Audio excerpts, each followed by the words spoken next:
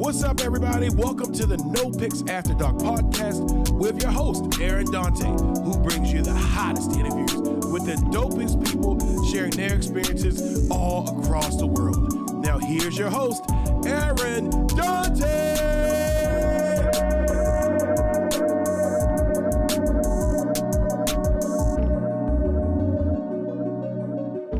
Welcome to the NoPixAfterDark podcast. I'm your host, Aaron Dante. Folks, we have another amazing show for you. You know we always bring in that heat. And this time, I was surfing the net. And I said, I'm looking for a nutritionist.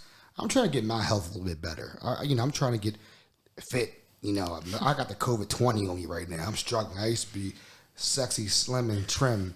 But you know what? I've learned beauty's an eye beholder. So I like where I am right now. But I found this woman who is kicking ass, taking names, and just doing some amazing things out here. So I said, let me reach out. And shot my workout shot, and she was like, hey, let's do it.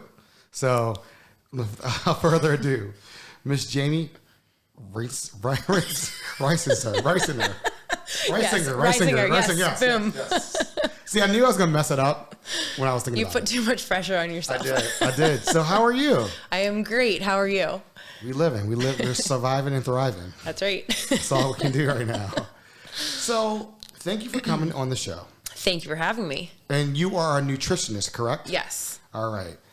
Let's get a little background about you. Let's talk about why are you a nutritionist? Let's talk about that. Okay. So I started off as a personal trainer. Do you want to give like the whole background, or just how did I get into nutrition at this point? This is your show. All right. So I actually started in the fitness industry right after college. I studied exercise science in college and became a personal trainer and did a lot of stuff in fitness. So personal training, strength and conditioning, coach with some high school teams, college teams, got into CrossFit, which I know you love. Oh, we're going to get into that. We're going to get into that for sure. And basically, I was in fitness for a while, and it got to the point where I felt like I could only help my clients so much, because when you're training someone, you're with them maybe 1 to 3 hours out of a week, which is nothing compared to however many total hours there are in a week. So I did a figure show, so kind of like bodybuilding, but on a lesser level. And in that time, I saw all the transformation and change that my body went through just from making some very small tweaks to my diet, and was pretty amazed at that, and was like, well, maybe if I can help people with their diet, I can actually help them more and like make more changes and be more healthy, because just working out doesn't necessarily make you healthy if you're going home and, eating fast food and drinking beer every night or whatever it might be. So I decided to go back to school. I got my master's in, the title is Nutrition and Integrative Health, because I went to a school, it's actually local in Maryland. It's the Maryland University of Integrative Health. So they focus on a lot more than just nutrition. So looking at the whole body as a whole. Nice, folks. Again, she dropped some jewels and gems already. So I thank you for giving us that little background, because everybody wants the street cred. You got to figure out what's going on in the background. Are you originally from Maryland? I am. Where are you from in Maryland? Ellicott City. Okay. Were you in the flood zone are you in that area? Not very close, but not like, it was really just that one main street. But my parents still live in Ellicott City, and we're 5 minutes from there. So it was definitely a hangout spot to go to old Ellicott City back in the day. So for all my listeners out there, we always talk about Maryland. Maryland's big in high schools. What high school did you go to? Because everybody's about high schools in Maryland. Well, so if I did public school, I would have gone to Hebron. So that's like the neighborhood I grew up in. But my whole family, we did the private Catholic, all girls for me, all boys for my brothers. So I went to Mount DeSales, which is in Catonsville. Okay, I know some people from there. From Mount DeSales? Yeah, I know some people. Catonsville is equally my hood as much as Ellicott City, because even though I grew up living in Ellicott City, I really spent a lot of time in Catonsville. I like that. I like learning about everybody. I like it. So where did you end up going for your undergrad? Salisbury. Okay. Did you play sports there at all? Or did Yes, I ran track. Okay. What was your track? What was your sport? What'd you do in track? I did the 400 meter, like all the 400 meter stuff. So open 4, which is just 400 meters, then 400 meter hurdles. That was my favorite. And then the 4x4, which is a relay. True story. I ran track for like one day. I thought you were going to say a year at least. No, one day. I went out there and the track coach was like, yo, you got to run. And I was like, because I play soccer. I was a soccer dude. Okay. You have to run a lot in soccer. Yeah, but you got to understand, you don't run really. I played defense. We didn't run. It was only time when action came back to we weren't like the midfielder people who like ran. Like, yeah. Nah, we weren't. It wasn't. So what did you do during your one day of track? The coach was like, come on, you're athletic, dude. We need some hurdles. Because he said hurdles. So I did hurdles. I fell. I was like, I'm done. And you're like, I got to save these legs for soccer. I can't be messing this up. I still remember very vividly a race I did in high school where I fell. My toe got caught on the hurdle and my knee immediately swelled up the size of a grapefruit. Because I twisted my knee and then went down. So They can be dangerous. Wow. See, that's what I'm talking about. But they were my favorite. I enjoyed them. Nah, see, I can't be doing that. I can't be doing that at all. No, I fell and I was like, nope. He was like, come on. I was like, nope, I'm good. I never fell in soccer. Isn't that like the thing? Soccer, well, that makes sense. I'm on grass. Soccer players fall and then. Well, no. See, that's that European soccer. I didn't flail. I mean, but I was on grass. So I didn't care. Yeah. I was, so that's really dope that you ran track. So you ran track at Mount DeSales and at Salisbury. Salisbury. Mm-hmm. I went out there for the first time ever.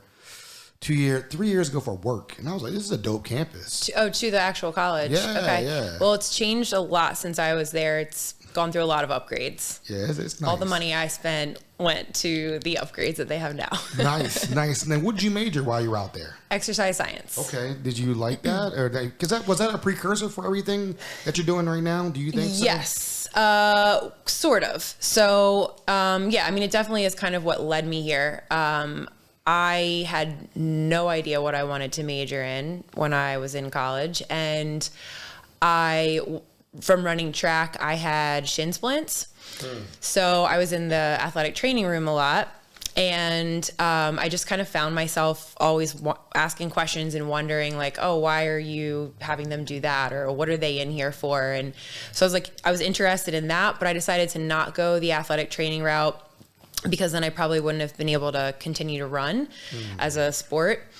And I'm not a morning person, so you have to get up at like 4 or 5 a.m. to be in the training room every morning, and then also for afternoon practices. So anyway, I pulled exercise science out of that because I thought, well, I like gym. I like working out. This is probably the closest thing to it. Not really sure what I can do with it, but let's start there. So I did, and I ended up getting an internship. Like, we had to have an internship senior year.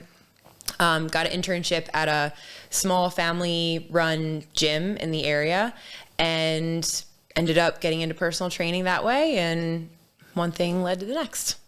I want to dab a little bit in personal training. I want to dab a little bit into that. Personal training, what do you think? I mean, so you posted something the other day that was kind of interesting. And we'll get into a little bit about your background of being a gym owner. We'll talk about that. We'll get into that. But do you think personal training is for everybody? And do you think once you quit your personal training, you go back to the same? What stories have you seen where it's successful or it's like or not successful? Or not successful. Like, what do you mean? Is there a happy medium? I guess. Well, personal training, yes, is for everyone because it should be personalized, right? It should be custom to the individual. So a good trainer will, if you come in and you have, say, XYZ, these are my goals, this is my current level of fitness, this is where I want to be, they should customize a plan for you. So I would say absolutely personal training is for everyone, or can be for everyone. And then as far as like success or not, honestly, it's up to the client. And that is something that I experienced as a personal trainer, and then also really more so experienced now as a nutritionist, because my job as a nutritionist is to educate, and then it's up to the client to take that information and do something with it. Personal training, I think, is, at least in my opinion, it was a little bit easier because of a job to be successful at, because the client, you're there with the client, and then you tell them what to do, and you can, encourage and push them and motivate them. But still, in the end, it really is up to the person how hard they want to work. Because I had a personal trainer at numerous gyms in the area. Okay. And, I guess it's always up to the person because you're paying for that. But it was always fascinating to deal with certain trainers, certain gyms, and they be on their cell phone. And then, well, that's just not a good trainer. Right. They're on their cell phone, or they're like, oh, I'll be right back. Or, it was maybe, and then I had another one that wasn't at a gym, but it had a personal smaller gym where I saw the best benefits that came out. Okay. Like Suzanne, shout out to you if you're listening. Like, she kicked my ass. I remember I was like sweat. I would lay on the ground, it was just a pool of sweat. And I was like, this is some real ass workout. Yeah. I remember she had me do, and you probably know about this. You put the towel down, put the weight in the towel, and then go it all the way across. Push it like a sled push. Yeah. That's a coming to Jesus moment right there. You find out about yourself real quick about that shit. And then doing lunges and shit, and you're like, but it was such a good, I hated her when we did that. But it's that love-hate relationship. The results were amazing, though. The results. I got stronger. I always think back about it, and I'm like, shit, I really wish I could go back to that, because that was a really pivotal part of my life, and I was happy. I was doing this every week. It was fun, because I knew the results, and I saw the results. So I always like to ask personal trainers or former trainers their thoughts on those type of things. Yeah. Well, I think also, like I said before, you get out of it what you put into it.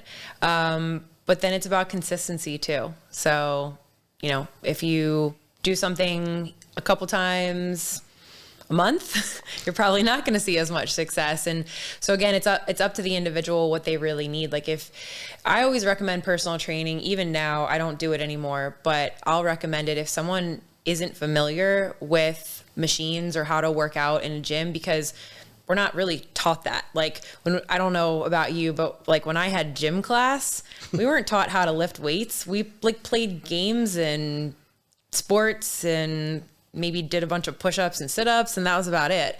So I come across way too many people who are intimidated by the gym and either won't go, or they'll go and they'll just walk on the treadmill for an hour, and then you don't get that much out of that. So it's crazy you say that when I think about this now, because I'm like, I went back to my old high school. They got a whole new gym. They got trainers that get you right. And I'm really? What? High schools are different now. Yeah. It's a whole different ball game. You're on a program. If you're not playing a sport, or if you're playing a sport? If you're playing a sport. Okay. Yeah. If you weren't, you were playing whatever you wanted to do. We lifted in high school because we had a little gym, a little fitness center, but it was nothing like what I learned how to do in college. Right. So. Well, folks, we'll be right back, and we'll be talking to Miss Jamie about CrossFit. We'll talk about nutrition. And does it really make sense for everybody? Macros and micros. What the hell is that? We're going to talk about all that. We'll be right back.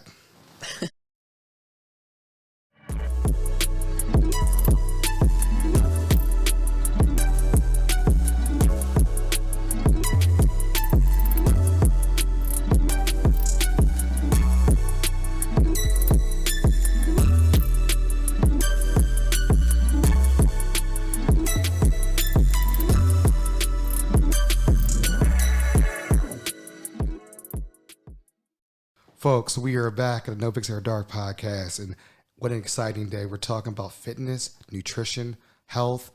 You know what? It's going to be a new year. What they said, new year, new me. And I'm so excited to have Miss Jamie on the show. I'm going to call her the resident nutritionist for NoPixAfterDark podcast. I just made that up. She didn't even know that. I like it. I like that. So we can go with that. But I'm really excited to have her on because I want to get my nutrition in check. And that was one of the reasons why I reached out to her, because I know I have 2 kids, and I want to be the father who's going to be around for them, and I want to make sure my health is, try to lay off the catfish, the shrimp and grits. You know what I mean? I mean, God knows I love it, but I got to make sure I got to stay around a little bit longer. But all right, so let's start. This is your show. Enough about me. When the word CrossFit comes to your mind, okay, we are gonna jump right in. We're not. We're just going straight in. I think of gladiators. I think of, some people might say cultish. Some people might say different. Some people say it's the best thing I've ever done in my life. It's a family. Tell us your relationship with CrossFit, because we talked about this. Mm-hmm. So I fell into the latter category. I actually started doing CrossFit because as we talked about before, I was an athlete, so I was part of a team. Even though track is an individualized sport, you still have a team there to support you and work out with you and encourage you. And I missed that. So working as a personal trainer, it's funny. A little side note, I've gotten all my adult life, ever since I've been a personal trainer, everyone always says to me, oh, it must be easy for you because you work in a gym. So you must be able to just work out all day long. Like you can always just lift weights. So it's easy for you to stay in shape. And that is actually quite the opposite, because when you work in a gym, you're working. So working in a gym doesn't necessarily mean you're working out all the time. So point in me bringing that up is, as a personal trainer, I was always trying to squeeze in my workout when I could. And I was usually working out by myself, because it was like those odd hours when everyone else is at work at their job. So I got into CrossFit because I missed that team community environment, and I needed someone to push me. And I was tired of like writing my own programming and all of that. And CrossFit solved all of those problems for me. I didn't have to think about anything. I didn't have to write my own programming. I could just show up. Someone would walk me through, tell me what to do for the warm up, tell me what we were doing for the workout. I just got to go balls to the wall if I wanted to. And if I didn't feel like it that day, I could ease off a little bit. And, in addition to that, we had every gym I ever was a part of, there were always community events celebrating holidays. There's a very strong connection between military and CrossFit. So we do a lot of what we call hero workouts, which commemorate fallen soldiers, which I think is pretty cool as well. So I have a good relationship with CrossFit. And you owned a gym. And I owned a gym for just under 5 years. It was my kind of in between personal training and nutrition startup. It was a really cool experience.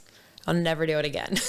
Gotcha. So we had to get that out the way, the CrossFit. Well, gotta get that away. But now back to the record programming. No, I'm joking, CrossFit people. You know I love y'all out there. I had to give you another quick plug.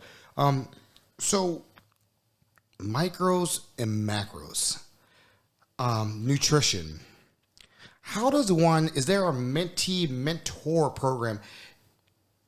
I remember nutrition class in college, and I really didn't pay attention to it. I mean, but like, how does one even start? Where is the book for like nutrition? Like, this is what you should eat. Like, I've known some people who actually go to the doctor and they get like a sample of their blood, and they know what type of food they're eat.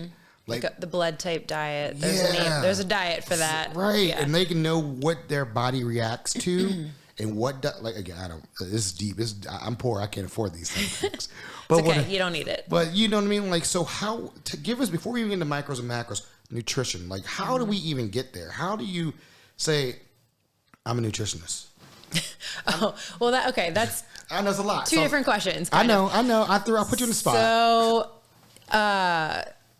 I'll start with the first part of that. Like, how does everyone learn about nutrition? Right. Well, I will say that it is challenging. But the reason that it's challenging is because, like you talked about what's called the blood type diet, there's a diet for everything. there's vegan, there's carnivore, there's paleo, there's keto, there's the Atkins diet, there's so many different things. And any person who very strongly believes in any one diet will promote it so hard that it could convince anyone to do it. Like, I know I have my own belief systems and theories and science and all of the different things that I combine to be what I practice and preach. But there are people out there, there are books, podcasts, what have you, that if I didn't know any better, I could very easily read something or listen to something and be convinced to go one way or the other. So that's why I think it's very challenging for people to know what to do, because they're really the only like very large governing body that actually tells us what to eat. That's like a standard thing is the government, and it's the USDA food guidelines, which I don't recommend you follow. I will say that they have improved over the years. There is a committee that reevaluates and makes changes, and they are making changes in the right direction. It's just very slow. Okay. So like I know you went to school for it and whatnot. Like you got further education for it, understanding it. And from that, did you figure out like, is that where micros and macros came through, or is that something new? Is that a new concept that has always been around? No. So I'll explain what those words mean, and then it will make a little bit more sense, I think. So the funny thing is macros is just short for macronutrients. Okay. The term macros has become a very popular kind of fad-ish thing, even though it doesn't need to be, because macronutrients, there are three main macronutrients, which are protein, carbohydrates, and fat. All of our food is made up of one category or multiple. So every food item is going to fit into either protein, carbohydrate, fat, or a combination of the three. So that term macronutrient, that's what that means. So you've heard the terms protein, carbs, and fat before, right? So we are eating macronutrients all day, every day. We just don't think of it in those terms. And most people probably also don't think of their food in terms of, oh, this is my protein, this is my carb, this is my fat.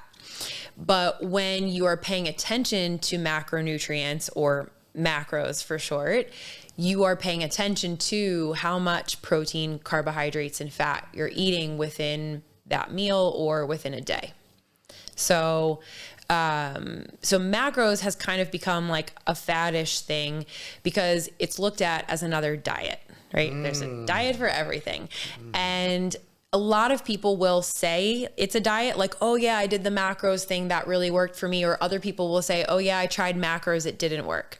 The thing with macros and tracking your macros is what that means. So having a goal of X amount of protein, carbs, and fat to eat within a given 24-hour time period. The thing with that is that it's impossible for it to not work if you do it right. Because it's literally just how much food you're eating. There's not really, like, yes, there are some nuances to it in the sense of figuring out how much you need. Like, if right now we were to sit here and you were to ask me, okay, Jamie, how many grams of protein do I need every day? How many grams of carbs? How many grams of fat? All of that adds up to total calories as well. So that's kind of how that fits in as well. I could give you a number and it would be based off of some very specific calculations, but I could not guarantee you that it's going to be the perfect number for you. And that's why I like to work with people I usually recommend a minimum of 3 months, because it's not magic. Like, yeah, there's science behind it that we can start off with and use specific calculations. But I always say nutrition is a science and an art. And the art part of it comes in where every human is an individual, and we have something called bio-individuality. And so the way that you live your life, the amount of sleep and the quality of sleep you get, if you're sitting still all day, but talking because maybe you're running through a bunch of podcasts, recording podcasts, or other days maybe you're sitting in I don't know if you do your own editing, probably. Not? It's a one-man show. Maybe. It's You a do? one-man You do. band. I do. So on a day that you're editing, you're not talking, so you're not expending as many calories on that day, right? And it seems like such a small difference, but every little thing counts. Talking, laughing, walking, exercising, lifting weights, playing with your kids, every little thing makes a difference. So day to day, your body's needs are going to change a little bit. And so that's where that art form comes in is what I do is I follow and watch the trends of what's happening with your body, what you're taking in, what you're expending on a day-to-day basis. And then we look at the trend over time, and then we can make adjustments to those calculations. Wow. Was that too much? No. That's straightforward. There's no BS behind it. That's what it is. I think that helps with a lot of people. A lot of people don't know, and they want to know, how can I be better? How can I be fit? I know a lot of my friends who do the, I don't know what it's called. It's like the fasting, like don't eat at night. No, like you got to eat. Intermittent fasting. Yeah, intermittent fasting. And I'm like, damn, like you can only eat, is it daytime eating, I think? Is it, or is it night? Is it daytime, I think? Well, so really what intermittent fasting is you're intermittently fasting. So fasting meaning not eating anything with calories. And honestly, we all intermittent fast every single day because we sleep and we don't eat when we sleep. So that also is not really a new concept. The part of it that is newer, it's been around for a little while, but is playing with that time frame. So a very common intermittent fasting time frame, you say that you have your fasting window and your feeding window. So very common is like a 16, or wait, I'm going to get my math off. 8. What adds up to 24 hours? 8 and 6. 8 and 16. 16, yeah. 16, You're 8. Good. So you fast for 16 hours. And then you eat for 8 hours. So it's basically limiting or restricting the amount of time that you have to eat in the course of your day. I can't do that. I like to eat when I go out. So I guess I'm well, you would just have to work around that. No. So I really thank you for breaking that down, because I think a lot of people, it's fashionable words and nobody knows. Because this episode will be coming out during the holidays. And I know we got some things coming on after the holidays that we got working on.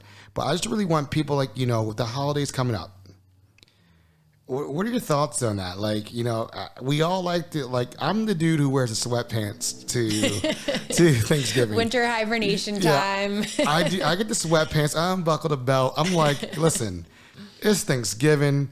It's Christmas. It's Hanukkah.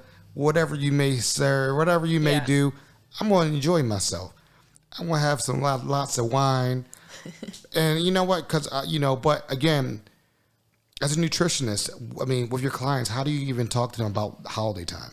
I love that question, because I consider myself to have a very realistic approach.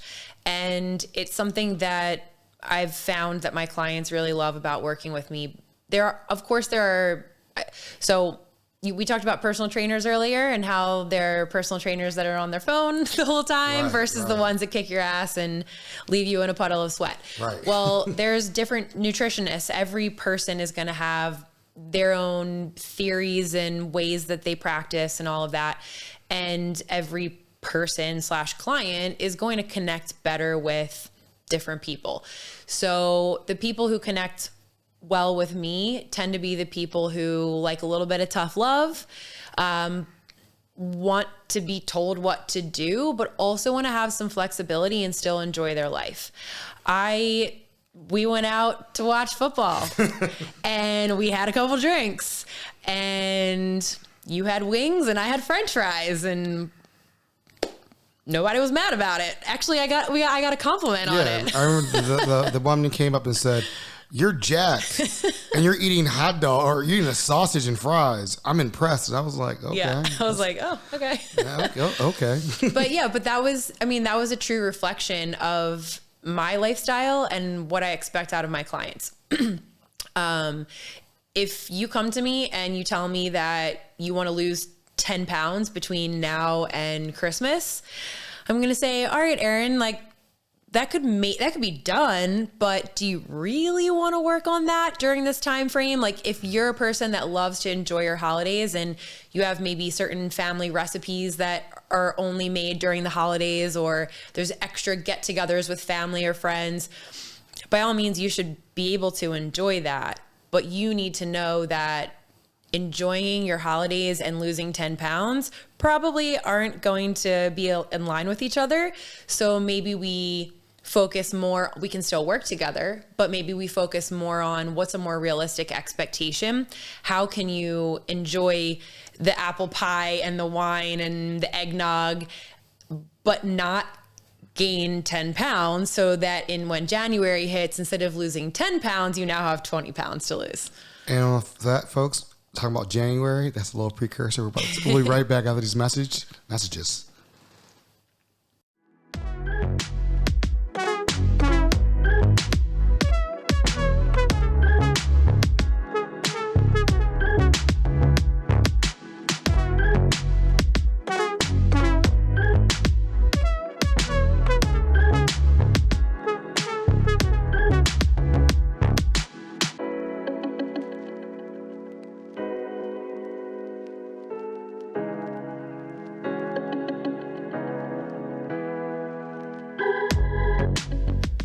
Folks, we are back with the nutritionist, Miss Jamie. I mean, she's breaking down some really good, valuable things about life and food. And we're offline, as my man said, and behind the director's cut. We'll release that separately. But let's talk about your nutrition plan. And I've looked over it. I think I'm going to jump on this. I want to put my money where my mouth is. Yeah. And I really want to get my nutrition back in order. And let's talk about it. Let's talk about this plan. Then, where did this plan come from? Let's talk about the name of the plan. And where did this come from? How did you get involved? And how did you start building the clientele for this? Sure.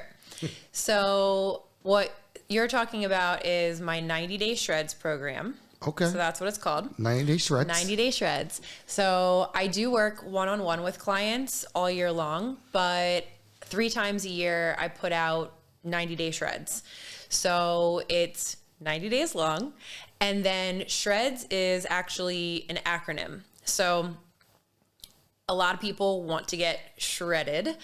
So that's kind of part of where that comes from. The goal of the program, or the type of person that I attract to that program, is someone who already works out on a regular basis, or at least is ready to get into working out on a regular basis. And then they just want to add in the nutrition piece, because you can work out every day for 2 hours a day and still not see a whole lot of change in your body if you don't make a change to your nutrition. So that's where the nutrition piece comes in. The acronym SHREDS stands for sleep, hunger, recovery, energy, digestion, and stress.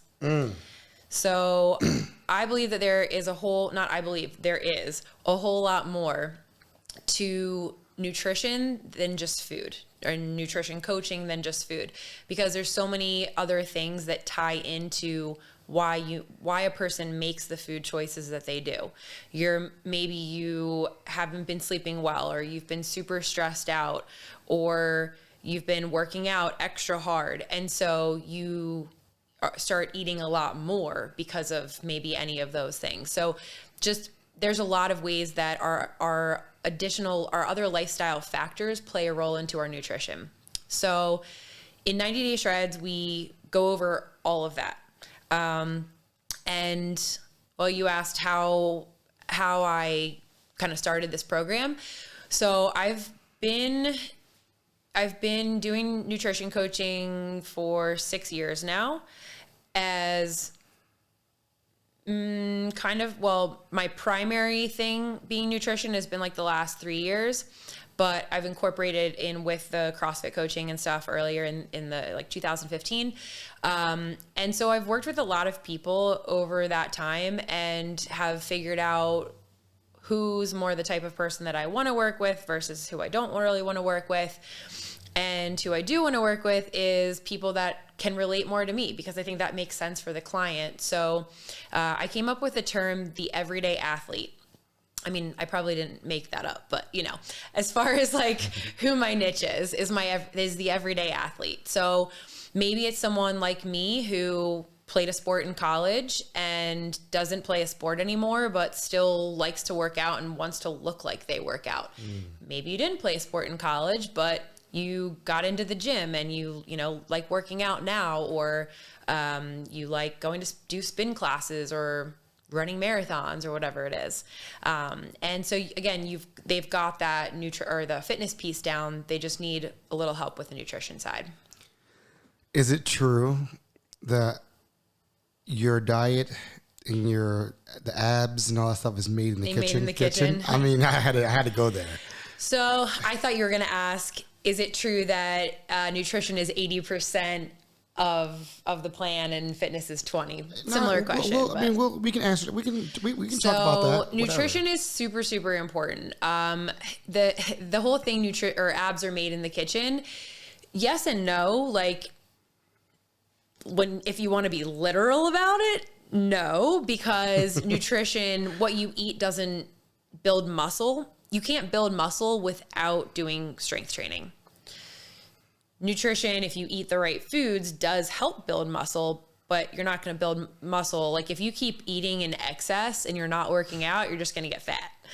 But if you're lifting weights and you're purposefully eating to fuel the recovery, that's when you'll build muscle.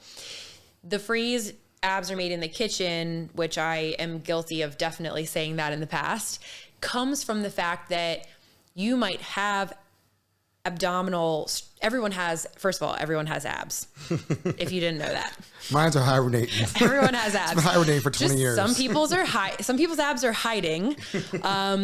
And in order to reveal them, you have to have a good diet I don't want to say a good diet, but the appropriate diet for you to help you lean out enough to be able to see those abs and make them visible. Hey, I learned something new today. I learned something definitely new. So I like one of the things you had on there was stress. Stress? Yeah. That is so important. Do you have a lot of clients who come with high stress levels? Absolutely. And do you also help out as a bonus or as like, you know, hey, I'm working out. Do you recommend like what weights, anything of that nature during this 90-day shred, or is just you're strictly on the nutrition side of things? Well, so we definitely talk about exercise because that's the E in shreds. Mm-hmm. I don't do specific exercise programming for each individual, but I will answer questions about that. So, I can't tell anyone how much weight they should be using because I'm not there with you in the gym. So I actually I think I have a pretty good eye from being in the fitness industry for like 15 years. I have a pretty good eye for when I watch people. I can say, oh, that weight's too light, or oh, that weight's too heavy, you could go up. But without ever seeing anyone work out, I wouldn't be able to tell you that. But I can give you guidance. Like, for example, if you can do 15 reps of something and it feels easy and you feel like you still could have done 5 or more reps, then you should go up in weight. So just kind of an example like that. So folks, I'm going to do this shred. Okay. I'm going to do the shreds. All right. I'm going to do it. I'm on the record saying now this. Now you're going to be held to it. Paul, you hear me back there. I know Paul's back there. And what we're going to do is we're going to do a journey. Okay. We're going to do a journey. We're going to do some recording here. And what I would like to do is go to a gym with you. Okay. Done. And because I have weights at home, but you show me what weights, because it's been a while. COVID had me out the gym. Okay. But I would love to, so when I start my shreds, I know I'm doing everything the program correctly. I got you. Now, with COVID, how did that program affect your customers or clients? Was there an increase of clients coming in? Was there a decrease of clients? How did COVID affect you this past year and a half? I actually did very well over the last year and a half, probably the best my business has ever done, but I don't know that I would relate that to COVID for other people. I think it's more just a personal thing where I finally was 100% focused on one thing, because anyone else who's listening that is or was a personal trainer will know that you don't make a full-time income, or it's very hard to make a good living off of just doing personal training. So all my life, I've always had my hands in a lot of different things, all fitness related. But this was the first time, probably. So 2020 was a weird year for me, and I didn't really work a lot, but that was a personal choice. But the beginning of 2021, so this year, was amazing. I was 100% focused. I partnered with a local gym here in Baltimore called Grind Baltimore.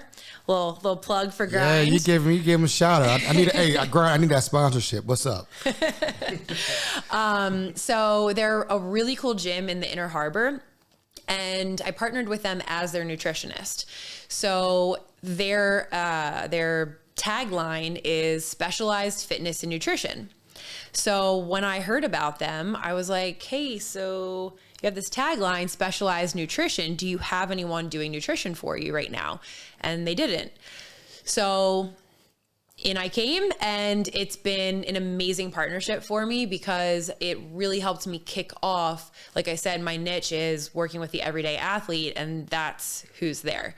So I love it. So how can we sign up for this? How can we sign up for the program? What are some testimonials that you've gotten from people? Let's talk about that. Okay. So this coming January is when the next round will start. You know, everyone's going to have those New Year's resolutions going. But so we'll get started officially like the first or second week in January. And I pretty much run all my business as far as like marketing and things go through Instagram. So I'll be sharing some links on Instagram as to how to sign up.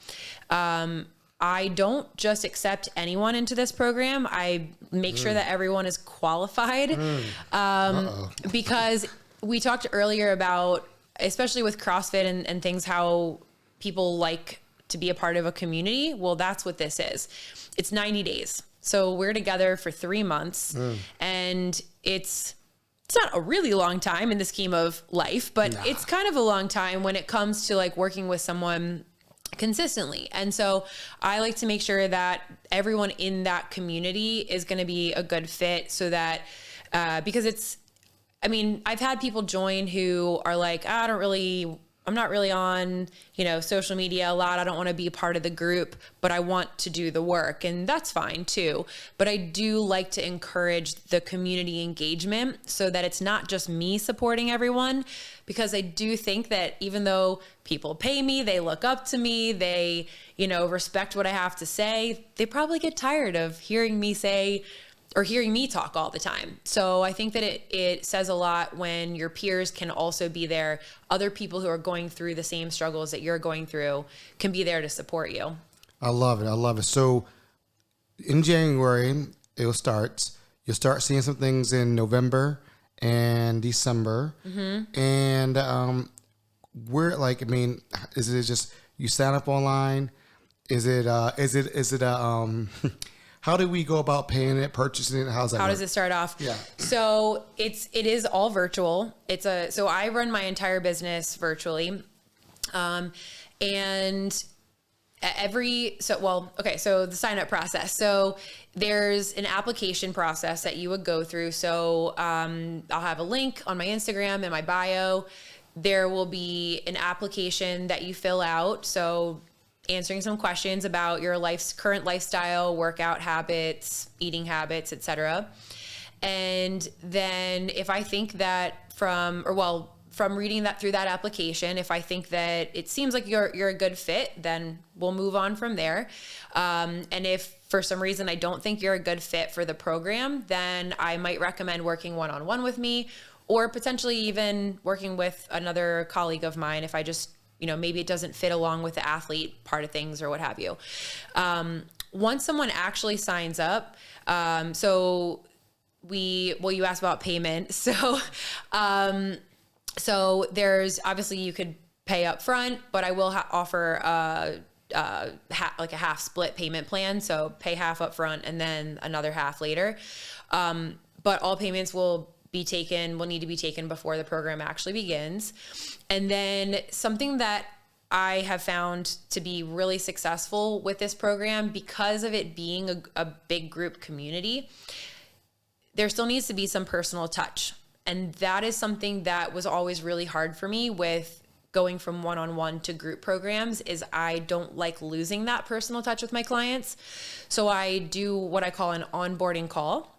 So before the program actually kicks off as the group as a whole, I do onboarding calls with every individual. So I spend about 30 minutes with every person who is signed up, and I go over their goals in detail with them, because you've probably heard the acronym SMART, like SMART goals. Yes, SMART goals. So specific, measurable, attainable, realistic, timely. So I'm like, all right, you're with me for 90 days. What are your goals? And if you're like, I want to lose weight, I'm like, okay, why do you want to lose weight? How is that actually going to change your life? What's going to be different about you or your life, or how your life operates? How is it going to make you a better person if you lose, say, 10 pounds is your goal, right? So I like to really dive deep and help people discover what their why is, why they actually want to make this change. You mentioned your why earlier for your kids, so that you can... Well, and cholesterol. That's one of them. And okay. cholesterol. Okay. I need to get the cholesterol level, because then the stress level goes down. So so that's another thing. Blood pressure, things of that nature. Okay. So that's very... Those are very important as well. So that's where, I mean, am I doing application right now? I feel like I'm looking at application. Or just like the start of it. We'll go into more detail later.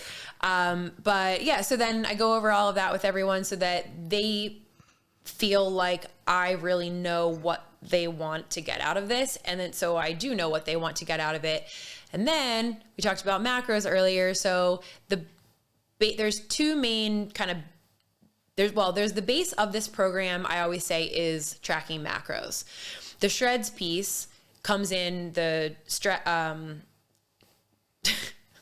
sleep, had a little brain fart there. Sleep, hunger, recovery, energy, digestion, stress. That's something we talk about. So every week we do weekly calls, weekly group calls. So every week I cover one of those topics. So I basically give like an educational lesson on that topic, and it's through a live Zoom call. So everyone, as long as you're on the call with me, will have an opportunity to ask me questions live as well about that topic.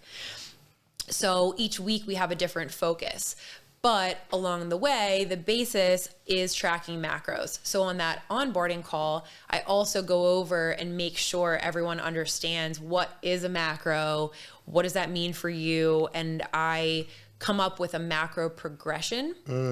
So over the 90 days, how much food are you going to need to eat, and what is that transition going to look like over the 90 days? The $1 million question. I know people are like, can I drink on 90? Is it booze free 90 days? No. Okay. So remember how I mentioned earlier that I think I'm a pretty realistic person when it comes to this stuff?